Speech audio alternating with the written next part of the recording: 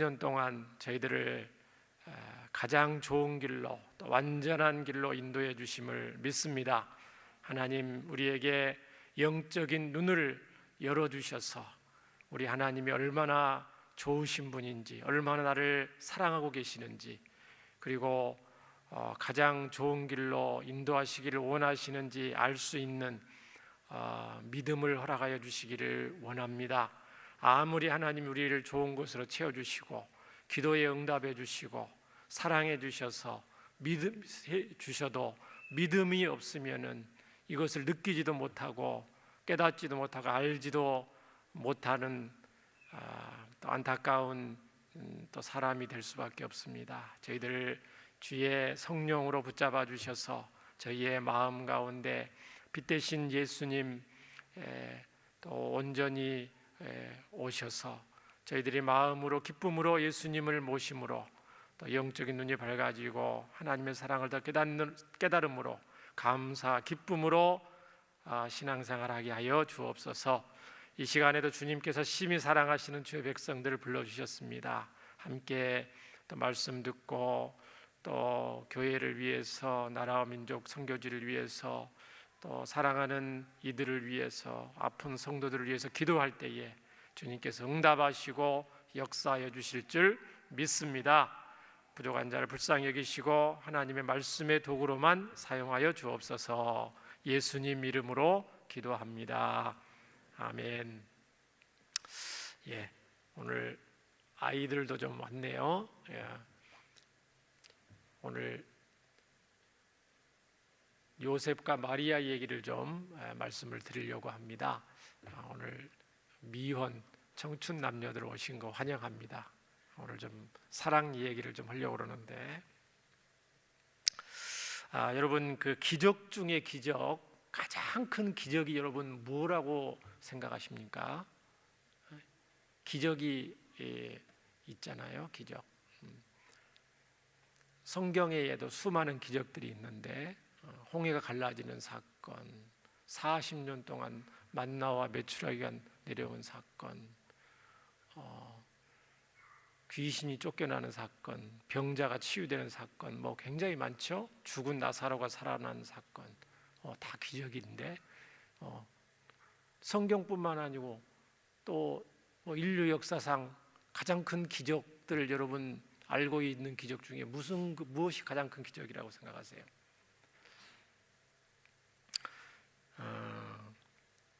우픈 기적도 있어요. 무슨 기적이냐면 예수님을 분명히 구주로 믿고 5년, 10년, 15년, 20년 신앙생활을 했는데도 전혀 변함이 없어요. 그게 소위 말하면 우픈 기적이죠. 변화가 없다. 예수님을 분명히 믿는데 예수님 믿기 전과 예수 믿고 난 뒤에 변화가 없다면 그 기적 중에 정말 기적입니다. 그런 마음 아픈 기적 말고요. 정말 기적 중에 기적은 여러분 많이 있을 건데, 그 중에 가장 큰 기적은 창조주 하나님께서 사람의 모습으로, 아기의 모습으로 이 땅에 오신 것이 기적인 줄 믿습니다. 이게 다른 말로 성육신이라고 그러거든요. 창세기 3장 15절 너는 여자의 후손과 원수가 될 건데 여자의 후손이 내 머리를 상하게 하고 너는 그의 발꿈치를 상하게 할 것이라. 이 복음이 이제 신약 성경 마태복음, 마가복음, 누가복음, 요한복음에 와서 그 말씀이 그대로 이루어진 거. 그러니까 예수님이 여자의 후손으로 이 땅에 오신 것이 가장 기적 중에 기적인 줄 믿습니다. 왜냐하면 구속사가 이제 이 성취가 되는 거거든요. 구약 성경이 이제 신약 성경으로 이렇게 전환되는 놀라운 사건이 예수님이 아기의 모습으로 성육신하신 사건입니다. 그러면 이 구속사 가운데, 인류 구속사 가운데 가장 귀하게 쓰임받은 사람이 있다면 그 사람이 누구예요? 예수님이 성육신 가운데 오실 때 쓰임받았던 사람이겠죠. 그 사람이 수많은 성경의 사람들이 있어요. 사가랴라든가 엘리사벳이라든가 이런 사람들도 있고 시므온 사람들도 있고 그 전에 수많은 선지자들 다 있는데 그 중에 누구예요? 구약에 있는 수많은 사람도 있지만 직접적으로 예수님의 성육신 가운데 귀하게 쓰임 받은 사람 누구예요? 오늘 본문에 마리아입니다. 마리아. 이 마리아는요 극명하게 좀 엇갈리는 면이 있어요. 평가가. 왜 이런 표현을 하냐면은 카톨릭에서는 이 마리아를 뭐라고 부릅니까? 무슨 마리아? 성모라고 붙입니다. 성모. 그래서 이 카톨릭에서는 이 마리아가 무흠설, 흠이 하나도 없다, 죄가 없는 여자다 이렇게 부르고요. 그 다음에 평생 동정녀설이 있습니다. 마리아는 평생 처녀로 살았다. 그런 이제 교리적인 내용이 있어요. 마리아가 예수님과 같이 흠이 없는 여자고 죄가 없는 여자였고 평생 이제 동정녀로 있었기 때문에 정말 예수님 어머니의 자격이 있다. 그래서 일반 어머니가 아니고 성모. 그런데 너무 이제 카톨릭에서 이 마리아를 숭배하다시피 하니까 예수님 상보다 무슨 상이 더 많아요? 마리아 상이 더 많죠. 성모병원 같은 데 보면은 예수님 상은 없는데 병원 입구 같은 데 1층 로비에 마리아 상이 딱 있습니다. 거기서 절을 하고 쾌유를 기원하고 막 그렇게 하죠. 카톨릭에서 마리아를 지나치게 숭배하다 보니까 우리 개신교에서는 오히려 이 마리아를 과소평가하는 또 실수를 저질러요. 그래서 다른 수많은 믿음의 사람들에 대해서는 굉장히 배우려고 하고 본받으려고 하는데 이 마리아는 별로 그냥 얘기 안 하고 넘어갈 때가 많습니다. 이것도 옳지 못합니다. 마리아는 이 성경의 인물 중에서 정말 칭찬받아야 될 인물이고요. 신앙의 위인이고 정말 하나님 나라를 위해서 또 구속사를 위해서 가장 최일선에서 쓰임받은 분입니다.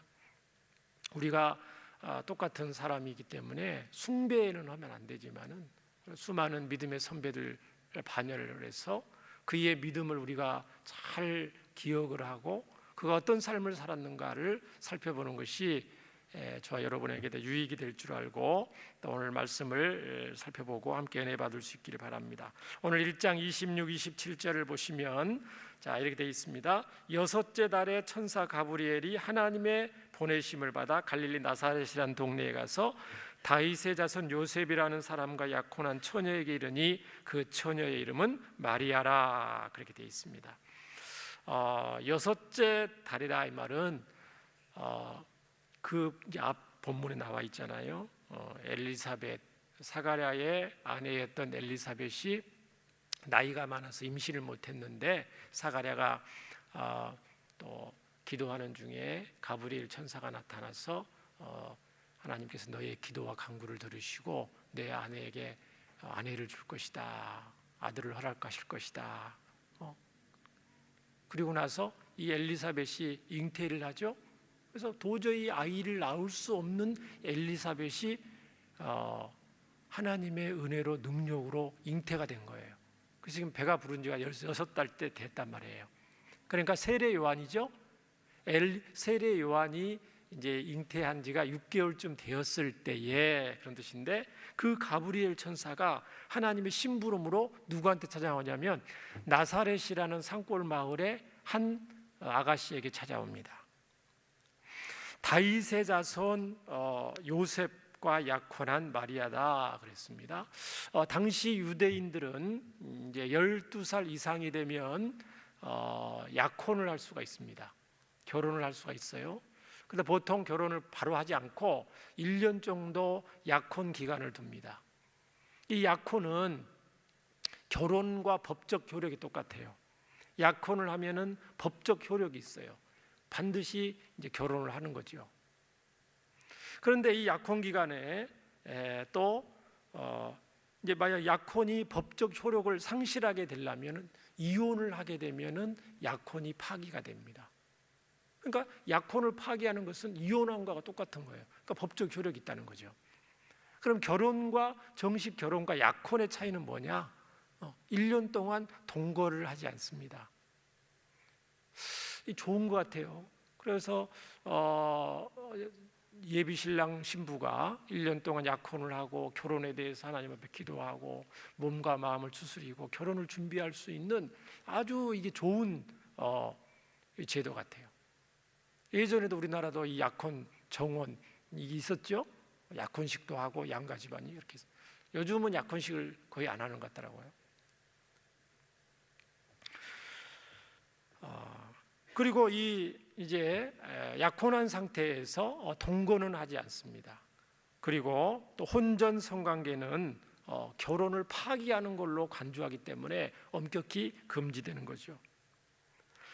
이 총각 요셉과 처녀 마리아 또한 이 약혼한 기간에 어떤 마음이었을까요? 아름다운 결혼을 꿈꾸면서 정말 사랑하는 두 사람이 설레이는 마음으로 결혼을 준비했겠죠? 필요한 결혼식 준비를 했을 것입니다. 서로 만났을까요? 안 만났을까요? 약혼한 사이에 서로 만났을까요? 안 만났을까요? 당연히 만났겠죠. 같은 마을에 당연히 만나고 얘기는 했을까 안 했을까요? 얘기를 많이 했겠죠. 서로 얘기도 하고. 요즘 처녀 총각들은 뭐 만나고 헤어지면 또 집에서도 카톡하고 전화하고 그렇게 데이트를 하고 막 그러죠. 예전에도 그런 마음으로 얘기하고 만나기도 하고 데이트도 하고 그 당시 이 상황에서 또 덕담도 주고받고 서로를 위해서 또 기도도 하고 결혼식을 위해서도 기도하고 또 필요한 혼수품 준비도 있으면 하고 그렇게 했겠죠. 몸과 마음을 예쁘고 아름답게 가꾸었을 것입니다. 요셉의 입장에서 요셉은 앉으나 서나 누구 생각했겠어요? 이 결혼하신 분들이 이게 너무 이 신혼이 많이 지나서 별로 감흥이 없으시네. 한번 여러분 연애 시절을 한번 떠올려 보시기 바랍니다. 조금 시간이 되신 분도 계시지만 한번 떠올려 보세요. 결혼을 앞두고 있어요. 신랑 신부가 앉으나 서나 요셉은 마리아 생각했겠죠. 마리아는 자나깨나 누구 생각했겠어요? 하나님 생각? 하나님 생각은 당연히 했을 거고, 그죠? 요셉 생각을 했을 것입니다. 이제 그냥 그 소문이 그 나사렛이라는 조그만 산골 마을에 갈릴리 산골 마을에 다 퍼졌겠죠. 아무개 집에 그 요셉이라는 총각이 그 옆마을에 마리아랑 약혼했다더라. 그런 소문이 있었겠어요, 없었겠어요? 다 퍼졌겠죠. 하면서 그 당시 처녀 총각들의 마음을 설레게 됐겠죠. 부럽다. 나도 나이가 이렇게 됐는데 마리아처럼 예쁜 여자를 만났으면 좋겠다. 나도 요셉처럼 멋진 총각을 만났으면 좋겠다. 너무 부럽다 하면서 그런 소문이 퍼졌겠죠. 뭐 크지 않는 마을에서. 그러면서 우리식으로 말하면 정말 두 사람 너무너무 잘 어울리고 너무너무 천생연분이다 하면서 뭐 이렇게 얘기도 하고 덕담도 주고받고 그렇게 했겠죠. 그러던 어느 날이었습니다. 그러던 어느 날 요셉과 마리아에게 청천벽력과 같은 일이 벌어지고 맙니다. 28절을 보면 천사 가브리엘이 이 마리아 아가씨에게 나타난 겁니다. 28절 보시면 그에게 들어가 이르되 은혜를 받은 자여 평안할지어다 주께서 너와 함께 하시도다 하니 처녀가 그 말을 듣고 놀라 이런 인사가 어찌함인가 생각하매. 이제 가브리엘이 이제 이 장면은 보통 우리가 수태고지라고 합니다. 수태고지. 그래서 저는 안 가봤지만 이스라엘에 가보면은 마리아가 처음으로 이 수태고지를 천사로부터 받았을 때 그 장소가 무슨 기념교회 같은 거에 또 있다더라고요. 달력 같은 데 보면 수태고지한 그 장소에 교회를 세워서 관광지로 삼기도 한다고 그런 얘기를 들었습니다. 근데 오늘 말씀을 보니까 마리아는 천사를 보면서 당연히 놀랐겠죠. 그런데 천사를 보고 놀란 것보다 오늘 말씀에 보면 그 말을 듣고 놀라 그렇게 되어 있습니다. 29절에. 그러니까 천사를 보고 놀라는 것보다 그 천사의 말을 듣고 놀랐다 성경은 기록을 하고 있습니다. 그러면서 이런 인사가 어찌함인가 하고 생각을 했다는 것입니다. 마리아가 무슨 말이냐면 천사를 통해서 주시는 하나님의 말씀의 의미에 대해서 이 마리아가 깊이 생각하고 숙고를 했다는 것을 말합니다. 이 마리아라는 이 아가씨의 이 신앙의 중심을 지금 우리는 제대로 알기를 원하고 그를 본받기를 원하는 것입니다. 하나님의 말씀에 귀를 기울이고 그 뜻이 무엇인지 정확하게 알고자 하는 사려 깊은 모습이 이 마리아 아가씨에게 보인다는 것입니다. 그것은 그가 하나님의 말씀을 평소에 하나님을 경외하고 하나님을 사랑하고 말씀을 좋아하고 하나님 말씀대로 살고자 예를 쓰는 그런 여성이었다는 것을 우리는 어렵지 않게 짐작할 수가 있습니다. 자, 이제 30절부터 33절을 보십시오. 자, 이 마리아의 질문에 천사가 이렇게 이 말씀을 계속 전해줍니다. 천사가 이르되 마리아여 무서워하지 말라. 내가 하나님께 은혜를 입었느니라 하니라. 보라 내가 잉태하여 아들을 낳으리니 그 이름을 예수라 하라. 그가 큰 자가 되고 지극히 높으신 이 아들이라 일컬어질 것이요 주 하나님께서 그 조상 다윗의 왕위를 그에게 주시리니 영원히 야곱의 집을 왕으로 다스릴 것이며 그 나라가 무궁하리라. 천사는 너가 하나님의 아들이시며 영원한 왕이신 메시아를 잉태하고 낳게 될 것이다 이렇게 말을 해줍니다. 이 엄청난 소식이잖아요. 천사의 은혜를 받은 자여 평안할지어다 했을 때 인사도 의미심장하는 인사인데 그 내용이 그 인사의 내용이 하나님이 나에게 은혜를 주신 그 내용이 메시아를 잉태하고 날 것이다 라는 말씀인 것이죠. 얼마나 이 마리아가 이 얘기를 듣고 많이 놀랐을까 우리는 어렵지 않게 알 수가 있습니다. 그래서 또 질문을 합니다. 엄청난 소식인데 34절에 보면 마리아가 천사에게 말하되 나는 남자를 알지 못하니 어찌 일이 있으리까 이런 질문을 합니다. 나는 아직 약혼만 했을 뿐이고 결혼하지 않는 상태인데 어떻게 아이를 잉태하게 된다는 말씀인가요? 이런 질문이죠. 35절부터 36절에 보면은 여기에 대해서 천사가 또 얘기를 해줍니다. 성령이 너에게 임하시고 지극히 높으신 이의 능력이 너를 덮으시리니 이러므로 나실 바 거룩하니는 하나님의 아들이라 일컬어지리라. 보라 내 친족 엘리사벳도 늙어서 아들을 배었느니라. 본래 임신하지 못한다고 알려진 이가 이미 6달이 되었다. 성령의 능력으로 하나님의 아들이 너에게 잉태되는 것이란다. 너는 이해가 잘 안 되겠지만 내 친족 엘리사벳의 실제 사례가 있지 않느냐. 엘리사벳 소식도 마리아는 알고 있었겠죠. 많이 놀라했겠죠. 그 엘리사벳도 나이가 많아서 아이를 낳을 수 없는 상태였는데 하나님의 능력으로 엘리사벳이 벌써 배가 부른 지 6달이나 되었다, 이렇게 얘기를 해주는 거예요. 그러면서 37절 말씀을 다시 전해줍니다. 대저 하나님의 모든 말씀은 능하지 못하심이 없느니라. 우리 하나님은 창조주 하나님이신 줄 믿습니다. 그렇기 때문에 의학적으로 생리적으로 불가능한 일도 하나님이 원하시면 능히 일하실 수 있는 분이신 줄 믿습니다.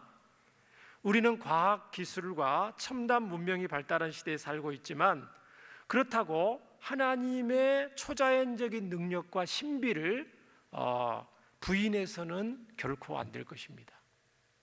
하나님은 과학과 기술을 그대로 사용하시기도 하시지만 또 하나님은 필요하시면 그 과학과 기술과 의학과 하나님이 만드신 자연 법칙을 초월해서 일하실 수 있는 전능하신 창조주 하나님이신 줄 믿습니다.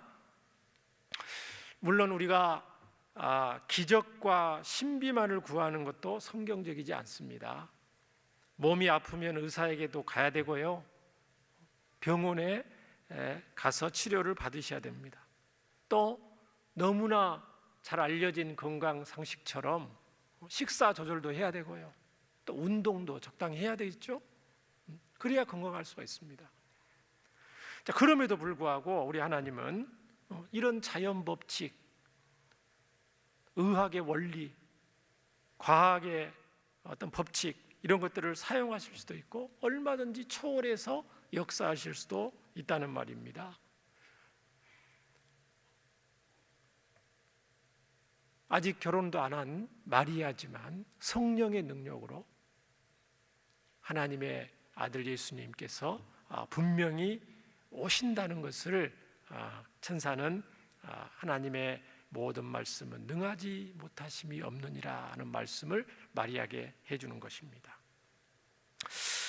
이 마리아의 이 천사의 이 놀라운 말에 마리아의 대답은 무엇입니까? 38절을 다 함께 한번 읽겠습니다. 시작. 마리아가 이르되 주의 여종이오니 말씀대로 내게 이루어지이다 하매 천사가 떠나가니라. 우리는 37절과 38절, 바로 38절이 있으니까 천사가 37절 말하자마자 마리아가 0.5초 만에 주의 여종이오니 말씀대로 내게 이루어 그대로 이루어질 겁니다, 이렇게 생각했다고 보면 안 되겠습니다. 오늘 이 37절과 38절 사이에 마리아가 이런 대답을 하기까지 얼마나 많은 고심이 들었는지를 여러분이 아실 필요가 있습니다. 오늘 이 주의 여종이오니 말씀대로 내게 이루어지이다, 이 여종이란 말은 이제 둘로 쓰잖아요. 종이란 뜻인데 결코 주인의 뜻을 거스를 수 없는 저는 종입니다, 그런 뜻이거든요.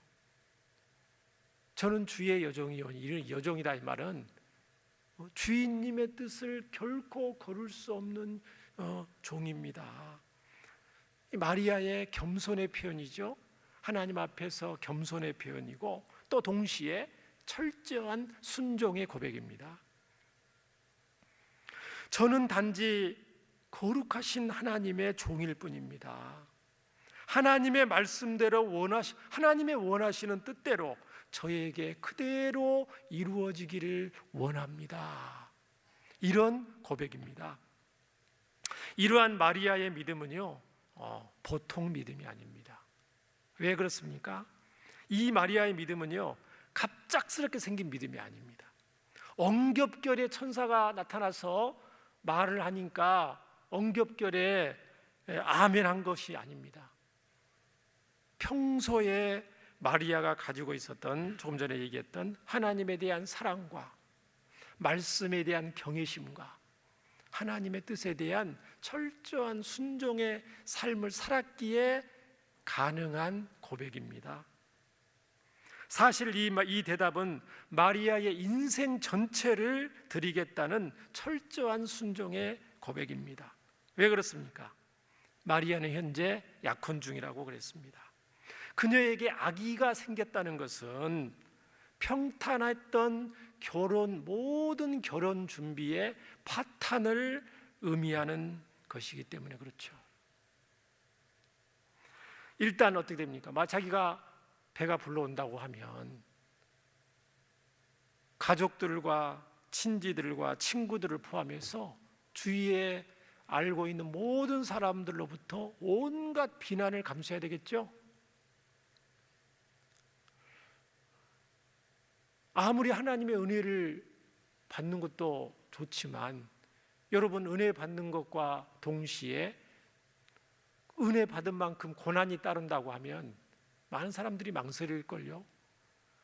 은혜 받고 사랑받고 좋은 것만 받기를 원하는 마음이지, 그 하나님의 은혜가 아무리 좋고 크다 할지라도 거기에 따르는, 은혜에 따르는 고난과 수고와 손해가 당연히 따르기 마련인데, 그래서 많은 성도들이, 많은 크리스찬들이 머뭇거리잖아요. 하나님의 은혜를 할 수만 있으면 받고 싶은 마음 있으면서도 한편으로는 어떤 마음이 있어요? 하나님의 은혜를 덜 받으려는 마음.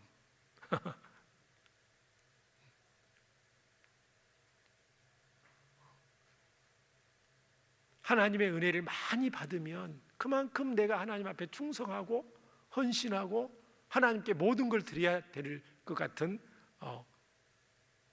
약간의 걱정이 있는 사람도 있죠. 초신자 때 좀 그런 경우도 좀 있고요. 온갖 주위로부터 비난을 감수해야 되겠죠. 당시 관습에 따르면 약혼 중에 여자가 임신을 하게 되면 부도덕한 여자라고 돌팔매질, 돌에 맞아서 죽는 경우도 많았습니다. 하나님의 거룩한 백성인데 약혼한 약혼한 여성이 아기가 생기면 다른 사람들이 이해할 수 있겠어요? 여러분이나 되니까 성령으로 잉태했다고 그러면 아멘하고 대답을 잘 하시지만 그 당시 사람들 중에서 누가 그것을, 마리아가 해명을 하겠죠. 천사로부터 이렇게 했고 그리고 나서 내 몸에 변화가 일어났다, 이렇게 얘기를 하겠지만 그거를 들은 사람들 중에서 누가 믿겠어요? 그것을 쉽지 않은, 그 믿으리라는 보장이 없지요. 또 그동안 설레면서 준비했던 그 모든 결혼 준비가 이제 송두리째 날아가는 것일 수가 있습니다. 결혼을 통해서 이루게 될 이 마리아의 모든 행복의 꿈이 산산조각날 위기에 닥친 것입니다. 그리고 또 그녀의 마음을 아프게 할 수 있는 것은 뭐냐면, 자신이 그런 것을 감수할 수 있다 해도 자기가 직접 그 어려움, 아픔을 감수할 수 있다고 해도, 고난을 감수할 수 있다고 해도, 또 비록 내가 돌에 맞아서 죽는 경우가 있다 해도 하나님이 기뻐하신 뜻이라면 내가 순종하겠다, 그런 믿음이 있다 해도 또 마리아가 짚고 넘어가야 될 게 뭐가 있냐면은, 누가 있겠어요? 누가 생각났겠어요? 그 순간에 사랑하는 요셉이 생각이 났겠죠.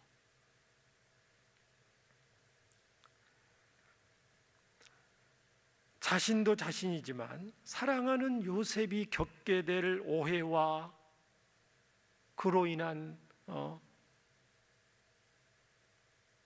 요셉의 그 마음에 줄 상처, 이 소식을 요셉이 처음 들었을 때 얼마나 요셉이 큰 충격을 받게 될 것인가. 그리고 그 요셉에 대한 미안함, 이것은 그녀에게 또 다른 무거운 부담감으로 작용했을 것이라는 것을 어렵지 않게 우리는 알 수가 있습니다. 자, 실제로 이 마태복음 1장에 보면은 요셉의 그 고뇌와 아픔과 그 슬픔이 담겨 있는 본문이 있습니다. 하나님께서는 수태고지를 누가복음에서는 마리아에게, 마태복음에는 요셉에게 수태고지를 주는 것이 기록되어 있습니다. 마태복음 1장 18절에부터 20절에 보면 이렇게 되어 있습니다. 예수 그리스도의 나심은 이러하니라. 그의 어머니 마리아가 요셉과 약혼하고 동거하기 전에 성령으로 잉태된 것이 나타났더니, 자 19절에 보면, 마태복음 1장 19절에 보면, 그의 남편 요셉은 의로운 사람이라 그를 드러내지 아니하고 가만히 끊고자 하여 이 일을 생각할 때에, 자, 이 이제 누가복음 1장에 이제 마리아가 수태고지를 받고 나서 이제 성령의 능력으로 예수님을 잉태하게 됩니다. 그리고 나서 이제 잉태한 뒤로 이 마리아의 이 소식이 주위 사람들에게 알려지기 시작했겠죠. 성경에는 자세히 기록이 되어 있지 않지만 언젠가는 요셉도 알게 됐겠죠. 그 요셉이 이제 이 소식을 알게 되었을 때에 어떤 마음이었겠어요? 마리아의 남편 요셉은 성경에 의로운 사람이라 그렇게 했습니다. 의로운 사람이라는 것은 하나님을 경외하는 사람이라 이런 뜻이거든요.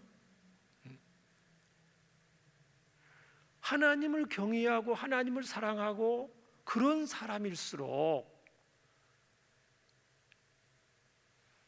이해할 수 없는 일이 나에게 닥쳤을 때에 하나님이 나를 사랑하시고 나에게 아름다운 믿음의 가정을 이루게 하시는 분이 하나님이라는 것을 믿고 있는데, 그런 나의 가정에 예상치 못한 큰 청천벽력과 같은 소식이 전해질 때 하나님의 백성들이라면 오히려 큰 충격이 받을 수가 있다는 것입니다.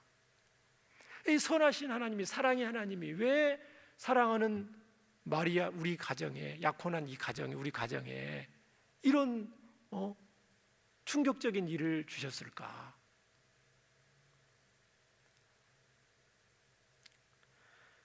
하나님을 경외하는 것 때문에 사랑하고 믿었던 마리아에게 아기가 생겼다는 것이 더 큰 상처가 될 수 있다는 것입니다. 다른 사람도 아니고 마리아에게 아기가 생겼다고? 이건 이제 요셉이 아직 천사로부터 이 마리아의 이 사실을 알기 전의 내용이죠. 마리아로부터 단순히 이제 아기가 있었다는 얘기를 직접적으로 들었던가, 아니면 간접적으로 들었을 수도 있어요. 마리아가 직접 요셉한테 말하기 힘들 수도 있어요. 다른 사람을 통해서 들려졌거나, 아니면 배가 부르기 전에는 말을 안 하고 있다가 배가 불러오니까 그때서 알려지게 돼서 요셉한테 들렸을 수도 있어요. 어쨌든 직접 들었던, 다른 사람을 통해서 간접적으로 들었던, 천사로부터, 가브리엘 천사로부터 그 자세한 마리아에게 있었던 내막을 듣기 전에 요셉의 마음이 어땠을까를 우리가 생각해 보면, 다른 사람도 아니고 마리아에게 아기가 생겼다니 어떻게 나를 배신하고 그런 일을 할 수 있었을까 하면서 마리아에게 배신감을 느낄 수 있었겠어요? 없었겠어요? 없었겠어요? 충분히 배신감을 느낄 수 있었겠죠. 아니야, 처음에 그 속을 들어 그럴 리가 없어, 거짓말일 거야, 뜬 소문일 거야, 사랑하는 마리아에게 아기가 생겼을 일 없어.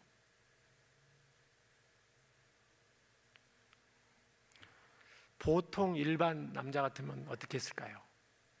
이런 경우에 보통 남자 같으면, 보통 일반적인 남자 같으면 술을 잔뜩 먹고 찾아가서 한판 했겠죠. 너가 나에게 이럴 수 있어?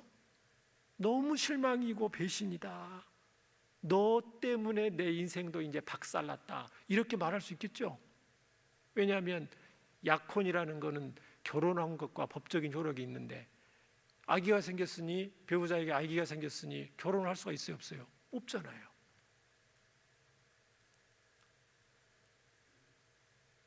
그냥 완전 인생이 그냥 절단 난 거예요. 결혼도 해보기도 전에.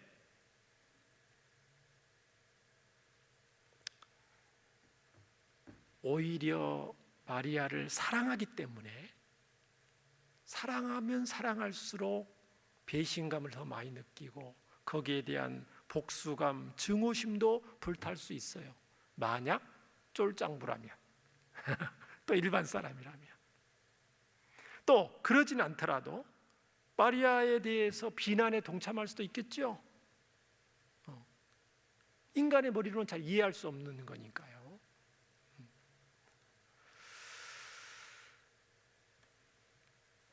그러나 오늘 성경에 요셉은 의로운 사람이라고 말하고 있습니다. 하나님을 경외하고 신앙 인격이 있기 때문에 마리아에게 일어날 일이 믿어지지 않고 이해할 수는 없지만, 다 이해할 수 없지만 사랑하는 마리아의 그 생명을 지켜주기 위해서, 마리아의 그 명예를 보호해 줘야 되겠다는 그 마음을 가지고 요셉이 고민하면서 약혼이 조용히 없었던 걸로 하려고 일을 진행하려고 했다고 성경은 기록하고 있습니다.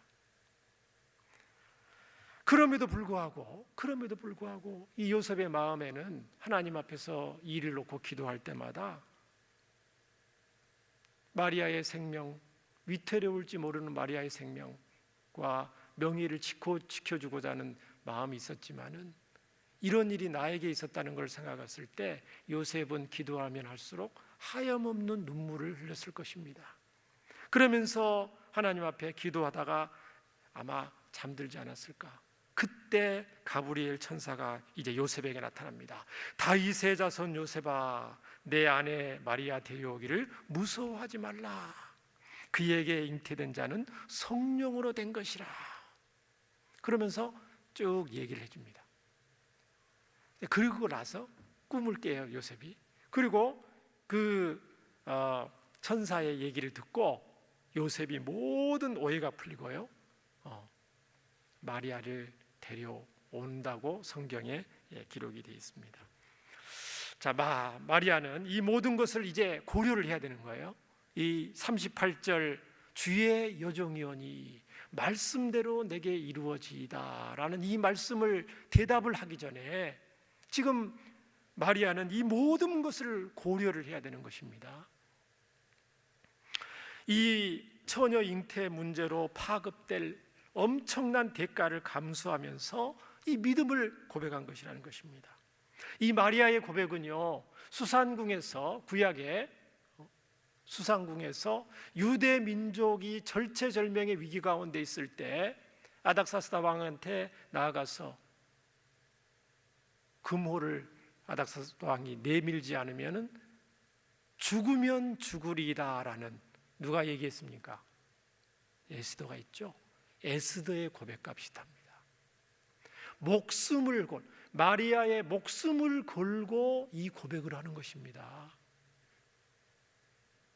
내가 사람들로부터 오해를 받아서 돌에 맞아 죽는 일이 있어도 주의 여종이오니 말씀대로 내게 이루어지기를 원합니다. 이 고백을 한 것입니다. 그래서 이런 이 마리아의 목숨을 걸고 순종하는 이 마리아에게 기쁨이 있었을까요? 슬픔이 있었을까요? 이런 결단을 하기에는 참 오만 생각이 막 나기도 하고 그렇게 했겠지만, 이 하나님 앞에 순종하기로 결단을 하니까 39절에 마리아의 그런 그 마음 상태를 표현하는 글이 있습니다. 이때에 마리아가 일어나 빨리 산골로 가서 한 유다 동네에 이르러서 친척 엘리사벳을 찾아갑니다. 그 마리아가 지금 굉장히 마음에 기쁨이 충만한 것을 알 수가 있습니다. 목숨을 걸고 하나님 앞에 순종의 결단을 했을 때 마리아 마음 가운데는 알 수 없는 그 감사와 기쁨과 감격이 넘쳐서 한달음에 엘리사벳 찾아가고 있는 거예요. 그랬더니 엘리사벳이 알아보고 엘리사벳 뱃속에 있는 아기 세례 요한이 마리아를 알아보고 마리아 뱃속에 뭐예요? 이미 잉태가 되어 있는 거예요.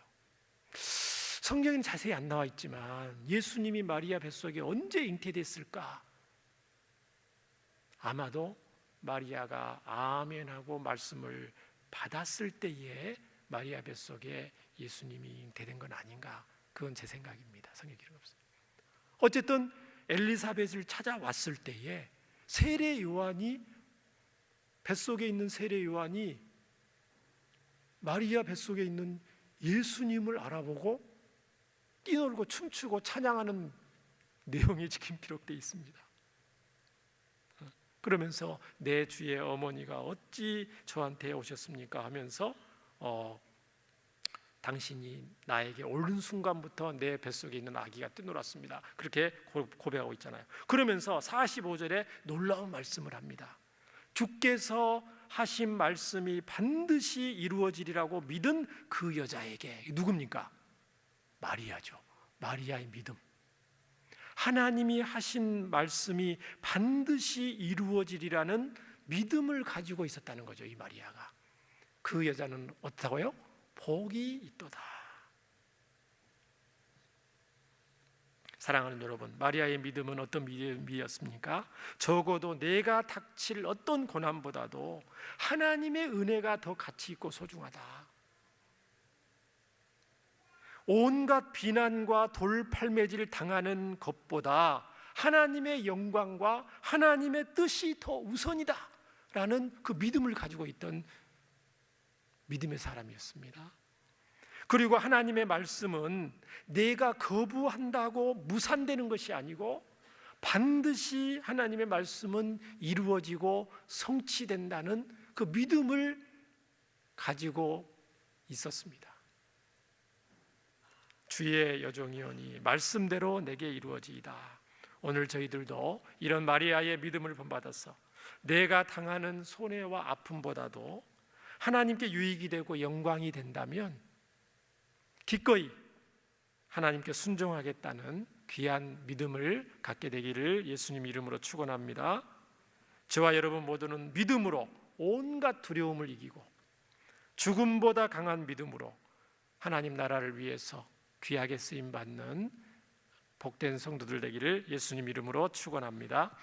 오늘 말씀을 기억하면서 우리 함께 기도하면서요, 나라와 민족과 선교지를 위해서, 또 다음 세대를 위해서, 또 담임 목사님 영육간의 강건함을 위해서, 또 병중에 있는 성도들을 위해서 우리 함께 기도하면 좋겠습니다. 우리 함께 기도합니다. 은혜와 사랑이 많으신 하나님 아버지 감사합니다. 오늘 마리아가 천사의 또 말씀을 받았을 때에 참 쉽지 않은 고백을 했습니다. 하나님, 이런 고백이 하기까지 마리아가 정말 하나님의 말씀을 신뢰하고 경외하고 사랑하고 또 평소에도 순종하는 삶을 살았기 때문에 쉽지 않은 믿음의 결단을 하고 순종을 보이고 또 그를 통해서 아름다운 놀라운 구속 역사를 이루신 것을 보게 됩니다. 주님께서 저희들에게도 마리아와 같은 믿음을 허락해 주셔서 어떤 손해와 또 고난과 아픔이 있다 할지라도 하나님 나라와 영광을 위해서 또 하나님의 뜻을 이루어지기 위해서 기꺼이 이것을 감수할 수 있는 담대한 믿음을 허락해 주시옵소서. 예수님 이름으로 기도합니다. 아멘.